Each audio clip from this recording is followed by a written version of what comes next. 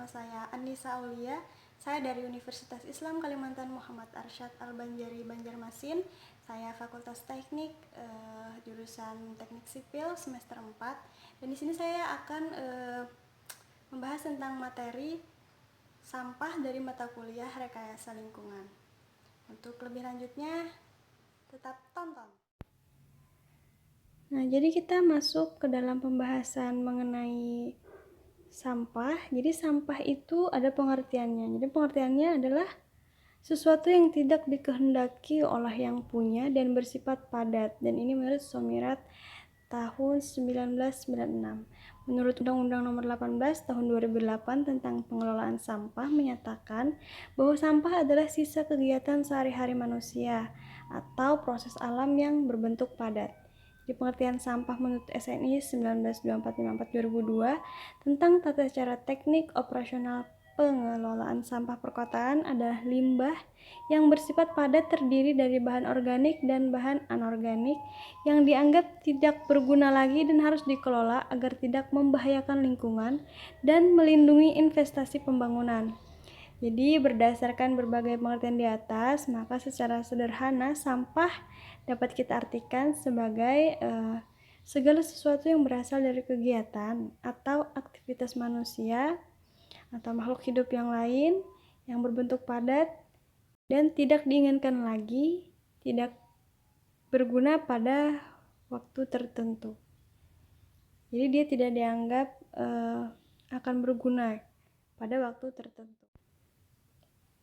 Nah, jadi sampah itu juga ada klasifikasinya. Berdasarkan Undang-Undang Republik Indonesia Nomor 18 Tahun 2008, sampah yang dikelola berdasarkan undang-undang ini terdiri atas yang pertama ada sampah rumah tangga. Jadi sampah ini berasal dari kegiatan sehari-hari dalam rumah tangga, tidak termasuk tinja dan sampah spesifik. Jadi misalkan kayak deterjen, air bekas cucian beras. Nah, seperti itu contohnya. Dan yang kedua ada sampah sejenis sampah rumah tangga.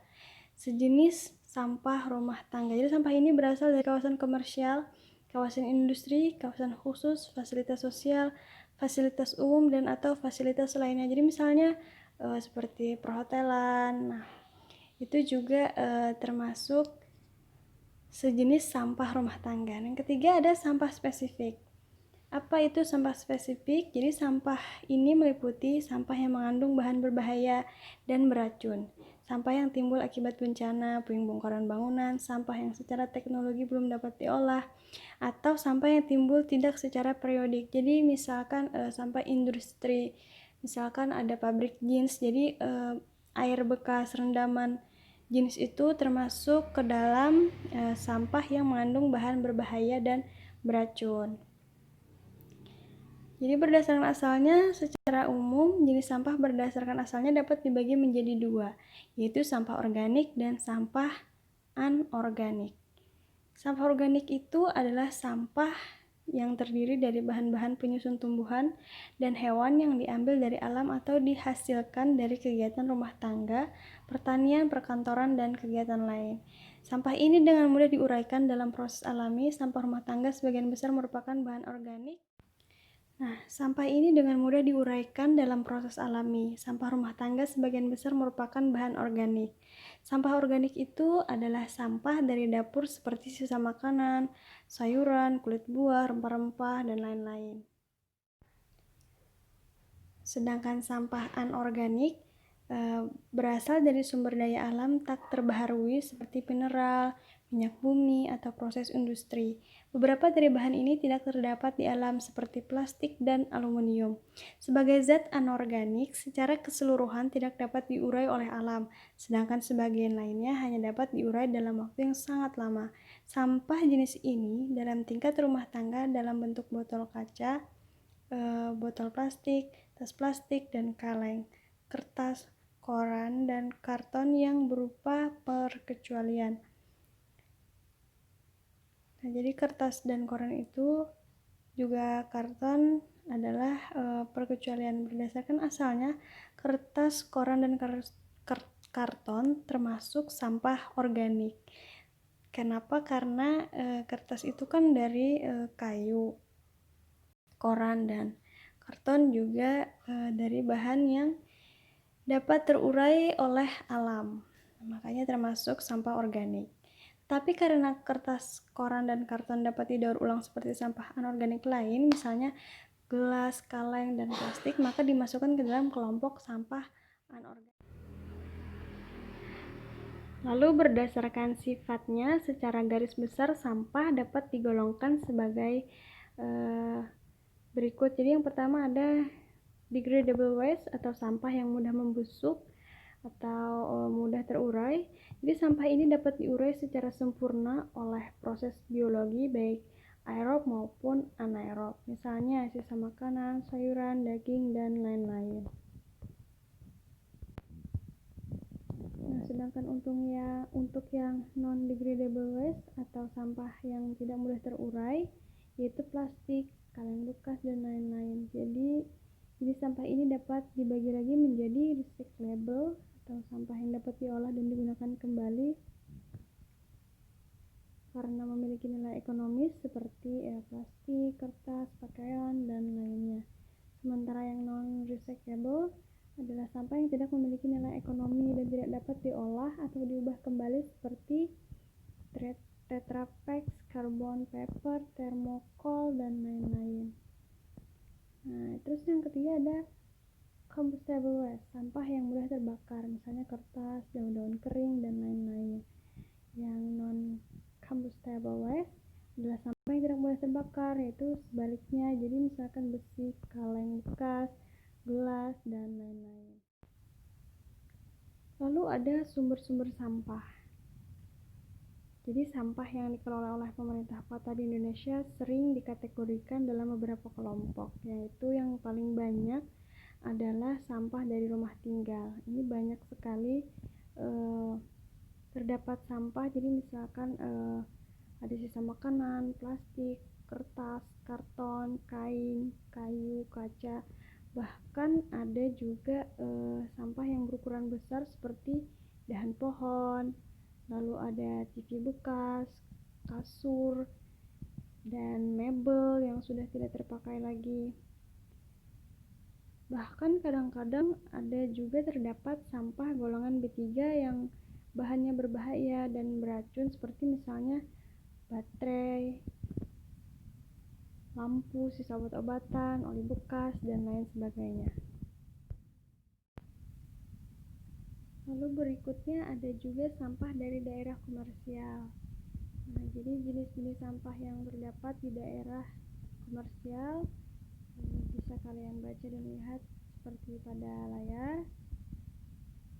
Lalu ada juga sampah dari perkantoran atau institusi. Ada juga sampah yang ada di jalanan seperti misalkan plastik, botol-botol minuman, kertas, dan lain sebagainya, daun-daun seperti daun kering, dahan pohon, lumpur, dan lain sebagainya. Ada juga sampah dari industri dan rumah sakit. Nah, ini biasanya sampah seperti bekas obat dan misalkan sarung tangan latex yang sudah dibuang, sudah tidak terpakai. Nah, lalu untuk mengurangi sampah, jadi diadakanlah pengelolaan sampah. Menurut PP nomor 81 tahun 2012 tentang pengelolaan sampah sejenis sampah rumah tangga, pengelolaan sampah adalah kegiatan yang sistematis, menyeluruh, dan berkesinambungan yang meliputi pengurangan sampah, penanganan sampah. Jadi pengelolaan sampah dimulai dari sumber pewadahan, pengumpulan, pemindahan, dan pengangkutan, pengelolaan, serta pembuangan akhir. Pengelolaan meliputi pembatasan timbulan, pendaur ulangan sampah, dan atau pemanfaatan kembali sampah. Penanganan sampah meliputi kegiatan pemilihan, pengumpulan, pengangkutan, dan pemrosesan akhir sampah. Dalam perencanaan sistem pengelolaan sampah suatu kota perlu diketahui data awal berupa timbulan, komposisi, dan karakteristik sampah sehingga pengelolaan persampahan mulai dari sumber pewadahan, pengumpulan, transfer, dan transport pengelolaan serta pembuangan akhir akan lebih optimal. Lalu akan ditinjau kembali ada juga bank sampah. Pengertian dan fungsi bank sampah menurut Permen tahun 2012, bank sampah adalah tempat pemilihan dan pengumpulan sampah yang dapat didaur ulang dan atau digunakan ulang yang memiliki nilai ekonomi. Jadi bank sampah merupakan tempat menabung sampah yang telah terpilih menurut jenis sampah. Sampah yang ditabung pada bank sampah adalah sampah yang mempunyai nilai ekonomi, seperti yang sudah saya jelaskan tadi. Nah, jadi kesimpulannya, terjadinya kerusakan alam dengan campur tangan manusia, kerusakan yang ditimbulkan oleh manusia akan berdampak buruk bagi manusia itu sendiri. Dengan penebangan hutan dapat menyebabkan populasi hutan tidak nyaman, dengan pembangunan pemukiman pada daerah-daerah yang subur merupakan salah satu tuntutan kebutuhan akan pangan, dan penerapan intensifikasi pertanian dengan cara panca usaha tani di satu sisi meningkatkan produksi, sedangkan di sisi lain bersifat merugikan. Jadi pengelolaan lingkungan hidup adalah upaya terpadu dalam pemanfaatan, penataan, pemeliharaan, pengawasan, pengendalian, pemulihan, dan pengembangan lingkungan hidup. Nah, jadi itu tadi sedikit ulasan dari saya, materi dari sampah untuk mata kuliah rekayasa lingkungan. Apabila terdapat kekurangan, saya benar-benar mohon agar kiranya kalian semua dapat memaklumi. Sekian dari saya, terima kasih. Wassalamualaikum warahmatullahi wabarakatuh.